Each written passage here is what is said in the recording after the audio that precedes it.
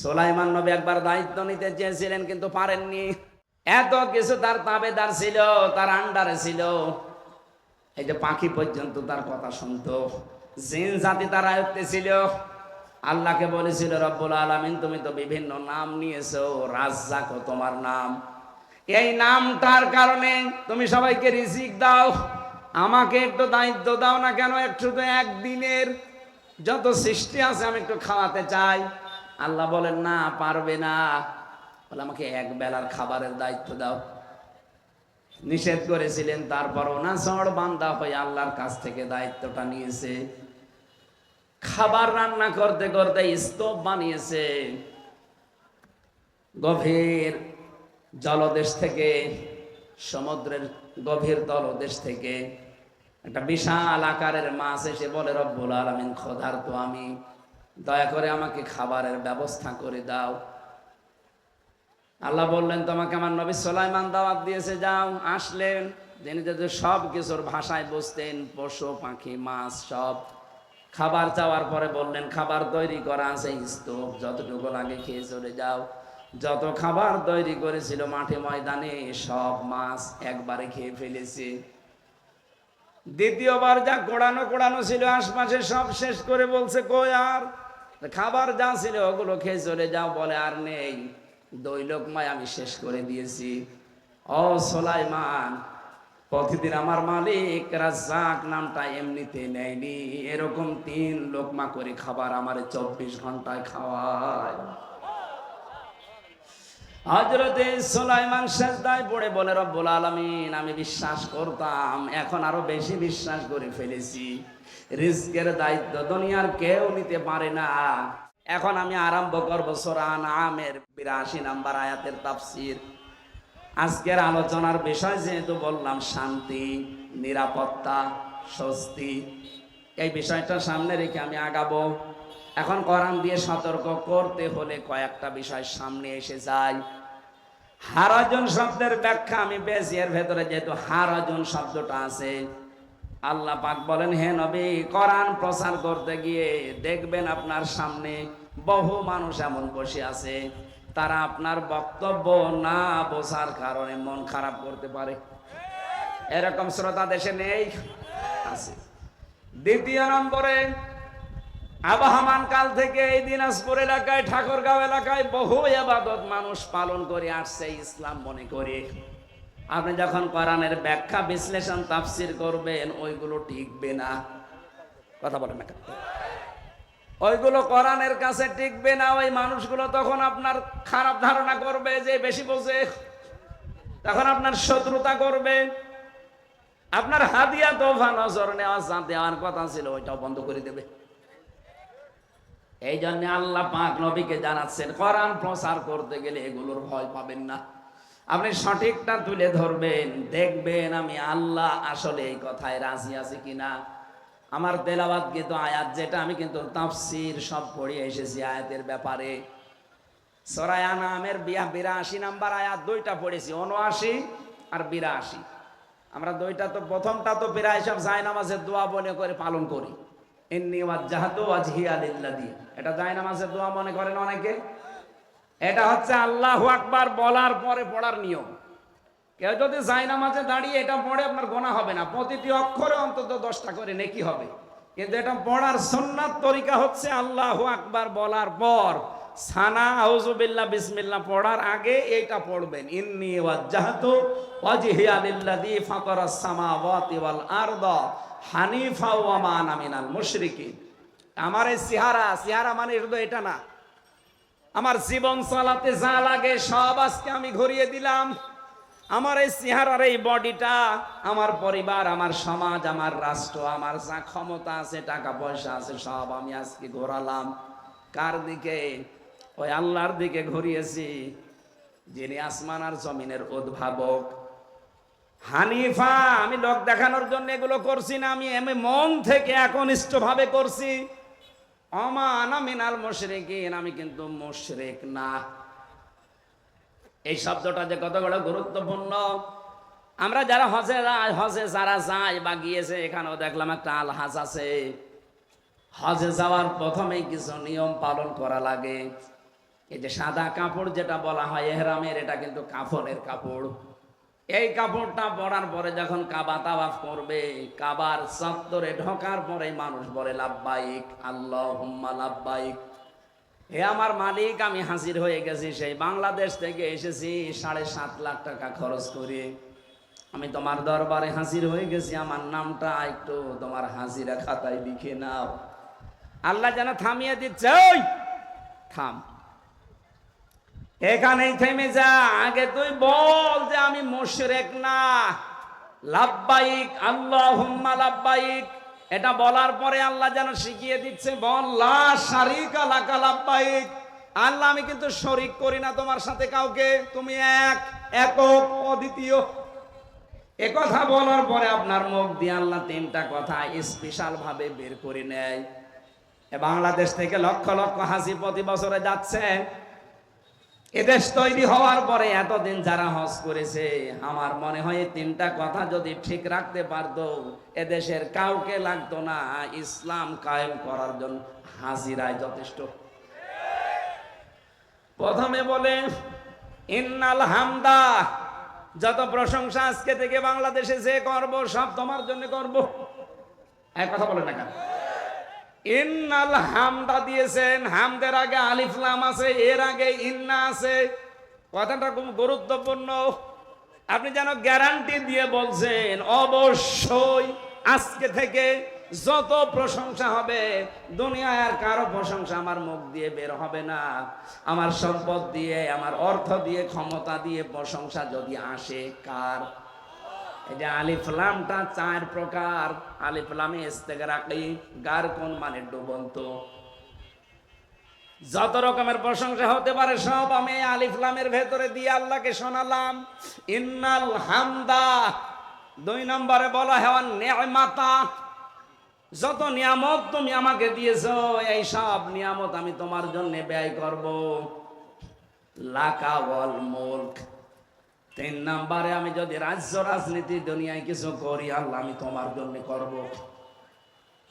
বলেন তো এই 3টা কথার ভেতরে থেকে আর কিছু বাদ আছে? সবের ভেতরে না। প্রশংসা করলে তোমার জন্য, নিয়ামত ব্যয় করলে তোমার জন্য, আমি যদি রাজনীতিও করি, রাজ্য চালাই তোমার জন্য। এতটুকু বলার পরে আল্লাহ বলেন না এখনই যাওয়া যাবে না। ওই যে বিদায় তাওয়াফ যেটা করে সেই সময় কিন্তু মুখ দিয়ে বলা লাগে লা শারিকা লাকা লাব্বাইক। আল্লাহ যেন শেষ পর্যন্ত বলছে এই কথাটা বলে যা যে আমি কিন্তু আর শিরিক করব না। সুবহানাল্লাহ বলতে পারেন না? আপনি নিজের বিবেকের কাছে চিন্তা ভাবনা দেন। এদেশে সাধারণ মানুষ বাদ দিলাম, বিরোধীতে যারা ছিল তারা অধিকাংশই হাসি। কথা বলে না কেন? সরকারে যারা ছিল অধিকাংশই হাসি, এমনকি 3 নাম্বার দলে যারা ছিল তারাও হাসি। এত হাসি থাকার পরে 3টা কথা কি করেছে ওরা? 53 বছরে আল্লাহর একটা বিধান এদেশে চালু করতে পারে নাই। কিসের হজ করেন আপনি? আল্লাহ রাব্বুল আলামিন আজকের তেলাওয়াতকৃত আয়াতে এই কথাটার আমাদেরকে ইঙ্গিত দিচ্ছেন, আল্লাযীনা আমানু ওয়া লাম ইয়ালবিসু ঈমানাহুম বিযুলমিন। আল্লাহ বলেন ওই মানুষগুলো যারা ঈমান আনার পর তাদের ঈমানের সাথে ইলবাস করে না, মিশ্রিত করে না, লাগিয়ে দেয় না, জড়ো করে না, মিশ্রণ করে ফেলে না কি? শিরিককে। এখানে জুলমিন আই শিরকিন, যারা তাদের ঈমানের সাথে শিরিককে সংমিশ্রণ করে না, উলাইকা লাহুমুল আমনু। আল্লাহ বলেন এই মানুষগুলোই, ওপরে বর্ণিত এই কথাগুলো যারা মেনে নিতে পারে তাদেরকে যেন এভাবে ইঙ্গিত দিচ্ছে এই মানুষগুলোই, উলাইকা লাহুমুল আমনু, এই মানুষগুলোই শান্তি পাওয়ার হকদার। সুবহানাল্লাহ বলতে পারেন না? শান্তি দেওয়ার একচ্ছত্র মালিকানা কার? কেন? কারণ তার নামই শান্তি, তার নাম সালাম। সালাম না আল্লাহর নাম? সারের নাম মালিক না? এটা একটা আল্লাহর নাম। ওনাকে কেউ যদি ডাক দেয় তাহলে শুধু মালিক বলে ডাকলে আপনার গোনা হবে, আব্দুল মালিক বলা লাগবে। কারণ উনি নিজে মালিক না, উনি মালিকের গোলাম। কথা বুঝতেছেন? আল্লাহর নাম যাদের সাথে নামে আছে, আব্দুল সোবহান, আব্দুল মালেক, আব্দুল খালেক, এই সমস্ত নাম যাদের আছে আগে এই শব্দটা জুড়ে নেবেন, তাহলে আপনার ডবল সওয়াব হবে। যাদের নাম এরকম উল্টা পাল্টা বোঝেন না, যে আল্লাহর নাম রেখে দিয়েছে, আপনি উপরে বা বাইরে কিছু লাগান নাই, শুধুমাত্র আল্লাহর নামে ডাকেন, ওই মালিক, এটা বললে আপনার কবিরা গুনাহ হবে। আল্লাহর সাথে একটা বিয়াদবি করা। ওনারা কি কেউ মালিক নাকি? আসল মালিক কে? মালিক মানে রাজাধিরাজ, আসল মালিক আল্লাহ। ওনারা আল্লাহর গোলাম। যত মানুষের নাম এরকম আল্লাহর নামের সাথে মিল করা আছে, তাদের নামের আগে আব্দুন যোগ করবেন। কথা বুঝতেছেন? আল্লাহ রাব্বুল আলামিন যেন আমাদেরকে তার শান্তি নামটা নিয়েছেন। শান্তি একমাত্র দেওয়ার মালিক তিনি। এই কারণে ৯৯টা নাম আমরা অনেকে জানি। আল্লাহর নাম আছে কোরআন, হাদিস, ইজমা, কিয়াস, এই চারটা অনুযায়ী। তাওরাত, ইনজিল, জাবুর, কোরআনটা অনুযায়ী ৫,০০০। কত? আমরা সচরাচর ৯৯টা যে কায়দার পেছনে আছে জানি এইগুলো। আল্লাহর নাম তাফসিরে আমি পড়েছি ৫,০০০। যে কোনো নাম যদি আমার আল্লাহ নেয়, ওই নামের গুণাগুণ তিনি দেখায়। যেহেতু তিনি রাজ্জাক নাম নিয়েছেন, এই জন্য পৃথিবীর কত সৃষ্টি যাই হোক, পৃথিবী যদি পা ফেলার জায়গাও না থাকে, সৃষ্টি দিয়ে ভরপুর হয়ে যায়, তাও রিস্কের দায়িত্ব আমার আল্লাহ ওই রাজ্জাক নামের খাতিরেই মিটাবেন। ও যদি রাজ্জাক নামটা না নিত, তাহলে বহু সৃষ্টি রিস্কের কারণে মারা যেত। সুলাইমান নবী একবার দায়িত্ব নিতে চেয়েছিলেন, কিন্তু পারেননি। এত কিছু তার তাবেদার ছিল, তার আন্ডারে ছিল। এই যে পাখি পর্যন্ত তার কথা শুনতো, জিন জাতি তার আয়ত্তে ছিল। আল্লাহকে বলেছিল, রব্বুল আলামিন তুমি তো বিভিন্ন নাম নিয়েছো, রাজ্জাক তোমার নাম, এই নামটার কারণে তুমি সবাইকে রিজিক দাও, আমাকে একটু দায়িত্ব দাও না কেন? একটু তো একদিনের যত সৃষ্টি আছে আমি একটু খাওয়াতে চাই। আল্লাহ বলেন, না, পারবে না। বলে, আমাকে এক বেলার খাবারের দায়িত্ব দাও। নিষেধ করেছিলেন, তারপরও না ঝড় বান্দা হয়ে আল্লাহর কাছ থেকে দায়িত্বটা নিয়েছে। খাবার রান্না করতে করতে স্তূপ বানিয়েছে। গভীর জলদেশ থেকে, সমুদ্রের গভীর তলদেশ থেকে একটা বিশাল আকারের মাছ এসে বলে, রব্বুল আলামিন ক্ষুধার্ত আমি, দয়া করে আমাকে খাবারের ব্যবস্থা করে দাও। আল্লাহ বললেন, তোমাকে আমার নবী সুলাইমান দাওয়াত দিয়েছে, যাও। আসলেন, তিনি যদি সব কিছুর ভাষায় বুঝতেন, পশু পাখি মাছ সব। খাবার চাওয়ার পরে বললেন, খাবার তৈরি করা আছে, স্তূপ, যতটুকু লাগে খেয়ে চলে যাও। যত খাবার তৈরি করেছিল মাঠে ময়দানে, সব মাছ একবারে খেয়ে ফেলেছে। দ্বিতীয়বার যা কোড়ানো ছিল আশপাশে সব শেষ করে বলছে, কই আর? খাবার যা ছিল ওগুলো খেয়ে চলে যাও। বলে, আর নেই, 2 লোকমায় আমি শেষ করে দিয়েছি। ও সুলাইমান, প্রতিদিন আমার মালিক রাজ্জাক নামটা এমনিতে নেয়নি, এরকম 3 লোকমা করে খাবার আমার 24 ঘন্টায় খাওয়ায়। হযরতে সুলাইমান সিজদায় পড়ে বলে, রব্বুল আলামিন, আমি বিশ্বাস করতাম, এখন আরো বেশি বিশ্বাস করে ফেলেছি। রিজকের দায়িত্ব দুনিয়ার কেউ নিতে পারে না। এত বড় বিশাল তিমি মাছের এতগুলো টন, 8 টন, 9 টন, 10 টন খাবার যদি তার আল্লাহ যোগান দিতে পারে, আমাদের মতো মানুষ যারা কয়েক ছটা খাবার লাগে, এই খাবারের যোগান আল্লাহ দিতে পারবে না? কোন কারণে আপনি অবৈধ পথ বেছে নেন? আমি এই নামটার ব্যাখ্যা করার পেছনে কারণ এইটাই, যাদের প্রতি বছরে 1.5 লাখ থেকে 2 লাখ টাকা হলে সংসার ভালোভাবে চলে যায়, তাদের 72 কোটি টাকা, 75 কোটি টাকা আত্মসাৎ করা লাগবে কোন কারণে? আমি যতটুকু খাবার খেতে পারি, এস আলম গ্রুপ যারা ইসলামী ব্যাংক থেকে 75,000 কোটি টাকা মারিং কাটিং করলো, ও কি আমার সাথে বেশি খেতে পারবে? কি করবেন আপনি এটা নিয়ে? এই যে দরবেশ যেটা ধরা পড়েছে দাড়ি কেটে 36,000 কোটি টাকা মারিং কাটিং করেছে 7টা ব্যাংক থেকে। আমি বানিয়ে বলছি না, সব আমার কাছে রেকর্ড আছে। কি করলো তারে টাকা দিয়ে? আমরা এখান থেকে শিক্ষা নেই এই সমস্ত দরবেশ থেকে। যে যতটুকু যার প্রয়োজন আছে এর অতিরিক্ত যদি আপনি বাম হাতের ইনকাম করেন ওইটাই আপনার জন্য কাল হয়ে দাঁড়াবে। পৃথিবীর কোনো কিছুই কিন্তু বেশি বেশি ভালো না। এক কথা বলছেন না কেন? বেশি খাওয়া স্বাস্থ্যের জন্য ভালো না, বেশি ঘুমও স্বাস্থ্যের জন্য ভালো না। পৃথিবীর কোনো কিছুই বেশি বেশি ভালো না। আল্লাহ সব একেবারে ব্যালেন্স করে দিয়েছেন। সুতরাং যাদের যতটুকু সৎ পথে ইনকাম আছে ওইটা নিয়ে যদি কেউ যদি সন্তুষ্ট থাকে, আমার আল্লাহ নিজে বলেন আমি বরকত দেই। কিন্তু কোনো মানুষ যদি সৎ পথের বাইরে বাম হাতের ইনকাম বাড়িয়ে দেয় তার চাহিদা কোনোদিন শেষ হবে না, কারণ হারামে আল্লাহ বরকত তুলে দিয়েছে। আশা করছি যার যেখানে কর্মজীবন আছে আপনি ফাঁকি দেবেন না, আর অবৈধ পথে পা বাড়াবেন না।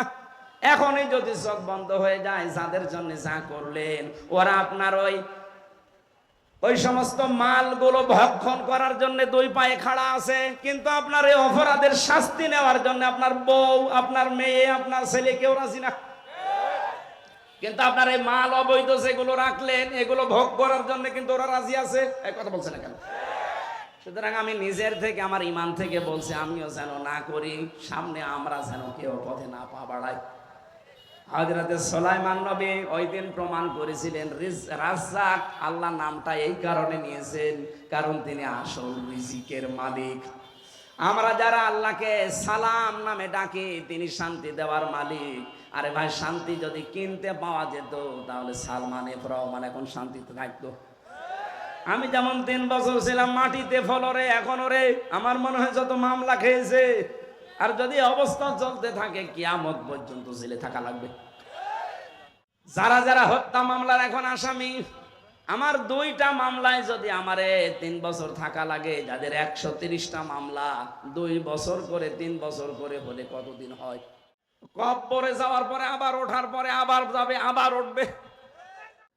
আমরা কারো দিকে না তাকিয়ে সালাম, শান্তি আল্লাহর নাম। উনি বলছেন আমি এই মানুষগুলোকে শান্তি দেব দুনিয়ায় যারা শিরিক থেকে নিজেদেরকে বাঁচিয়ে রাখবে। আজকে একটা হাদিস পড়ছিলাম আসার সময়, বিশ্ব নবী জানিয়েছেন দুনিয়াতে 7টা অপরাধ মানুষকে ধ্বংস করে দেয়। এই এলাকায় যদি এই অপরাধগুলো কেউ করে থাকেন ছেড়ে দেবেন। এটা বড় বড় অপরাধ। 1 নম্বরে যারা শিরিক করে, 2 নম্বরে যারা জাদু টোনা করে, 3 নম্বরে যারা সুদ খায়। এলাকায় সুদের ওই নিয়মটা আছে কিনা আমি জানি না, ব্যাংকের মাধ্যমে সেটা আলাদা। এই যে টাকা ছেড়ে রাখে, টাকা আসে, 1000 টাকা দিলে 1100 টাকা দেয়, এই নিয়ম আছে। কারা কারা এগুলো করছেন হাত তোলেন তো। আন্দাজে মিথ্যা কথা বলেন কোন কারণ? আপনি আছে বলে চিল্লালেন, একটা মানুষও তো হাত তোলেন না। এই গণায় যারা আছেন যে 1000 টাকা দেন, 1 মাস পরে আপনাকে 100 টাকা করে বেশি দেয়, এই গণায় যারা আছেন এটা সুদ। মায়ের সাথে জেনা করার গোনা হবে। আপনি মায়ের সাথে জেনা করে আসলেন, এখন নামাজে দাঁড়ালে তো কবুল হয়ে যাবে নাকি? এই পাগলামি আশা করছে আপনি করবেন না। এরপরে আছে যারা মানুষ হত্যা করে। এটা যে কত বড় অপরাধ আল্লাহর কাছে। আল্লাহ বলেন বিনা কারণে একটা মানুষকে মেরে ফেলা আমার কাছে তামাম দুনিয়ার সবকিছু ধ্বংস হওয়ার চাইতেও নিকৃষ্ট। আল্লাহ বলেন আমার তামাম দুনিয়া ধ্বংস হয়ে যাক, কিন্তু আমার একজন মানুষ যেন বিনা কারণে মারা না যায়। অথচ কি করলেন আগস্টের 5 তারিখের আগ পর্যন্ত কত মানুষ? 3,732 জন মানুষ মারা গেছে। অথচ মেজর কোনো কারণে না, এমনি। এই যে আবু সাইদ মারা গেল না, হত্যার সাথে কোনো ক্রমে জড়িত হওয়া যাবে না, সে যে অবস্থায় হোক না কেন। এরপরে এসেছে যারা এতিমের মাল ভক্ষণ করে। এতিম মানে শুধু মা বাবা নেই, এরা এতিম না। যারা যারা আমাদের উপরে দায়িত্বে আছে, নিচে যারা আমরা সবাই তাদের কাছে এতিম। এই জেলা চালায় প্রশাসনিক ভাবে একজন এসপি। এসপির আন্ডারে যত পুলিশ আছে পুরা দিনাজপুর জেলায় সবাই তার কাছে এতিম। কথা বলে না কেন? ওসি সাহেব ওনার কাছে এতিম। এখনই চাইলে ওনারে বান্দরবনে পাঠিয়ে দেবে। সুতরাং এতিমের মাল সম্পদ, তার যে অধিকার, এটা যেন কারো দ্বারা নষ্ট না হয়। আমি যেখানে আছি আমার নিচে যারা সব আমার কাছে কি, তাদের অধিকার হক যেগুলো আছে তাদের সাথে আচরণ করা। এতিমের মাথায় হাত রাখলে যতগুলো চুল পড়বে সওয়াব হবে, আর তার সাথে রূঢ় ব্যবহার করলে আপনি যতটুকু চোখ গরম করবেন অতটুকু গুনাহ হবে। এরপরে এসেছে যারা জিহাদের ময়দান থেকে পলায়ন করে, এরপরে এসেছে যারা সতী সাধবী নেককার ভালো মহিলাদের উপরে আন্দাজে কোনো তহমত দোষ চাপিয়ে দেয়। এটা পারিবারিক জীবনে এবং সামাজিক জীবনে অনেকের সাথে রাগারাগি আছে, আন্দাজে একজনের উপরে এক দোষ দিয়ে দেয়। এটা মরা ভাইয়ের গোশত খাওয়ার সমান, বলেন নাউজুবিল্লাহ। তাহলে আমরা যদি শান্তি পেতে চাই, আমাদের ইমানের সাথে শিরিক মিশ্রণ করা যাবে না, তাহলে আল্লাহ শান্তি তুলে নেবে। অহম মুহতাদুন, হেদায়েত পেতে চাইলে শিরিক মিশ্রিত কোনো আমল দুনিয়াতে করা যাবে না। আল্লাহ আমাকে সহ প্রত্যেকটি মানুষকে শান্তি পাওয়ার জন্য, স্থায়ী নিরাপত্তা স্বস্তি পাওয়ার জন্য শিরিক থেকে বাঁচার। শিরিক 120 প্রকার আছে। শিরিক বিল জাত, শিরিক বিল সিফাত, শিরিক বিল ইখতিয়ারা, শিরিক বিল হুকুক, এরকম করে বহু শিরিক আছে। আমরা প্রচন্ড গরমে, এরপরে আমার আবার আরেকটা জোহরের পর অনুষ্ঠান আছে সেই পীরগঞ্জ। আল্লাহুম্মা আমিন। লা ইলাহা ইল্লা